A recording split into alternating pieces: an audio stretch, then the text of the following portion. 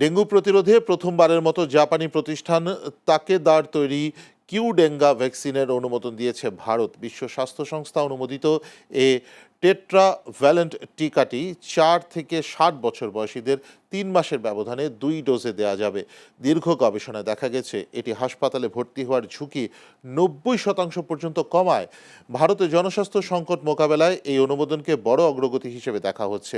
এদিকে শ্রীলঙ্কায় ভয়াবহ ডেঙ্গু প্রাদুর্ভাব নিয়ন্ত্রণে অভিনব পদক্ষেপ হিসেবে সামরিক ড্রোন মোতায়েন করা হয়েছে। চলতি বছরে দেশটিতে ৭৭,০০০-এর বেশি মানুষ আক্রান্ত এবং অন্তত ৫৬ জনের মৃত্যু হয়েছে। পরিস্থিতি মোকাবেলায় প্রেসিডেন্ট অনুরা কুমারা দিশানায়েকের সরকার বিশেষ ইউনিট গঠন করে ছাদ ও খোলা স্থানে মশার প্রজননস্থল চিহ্নিত করছে।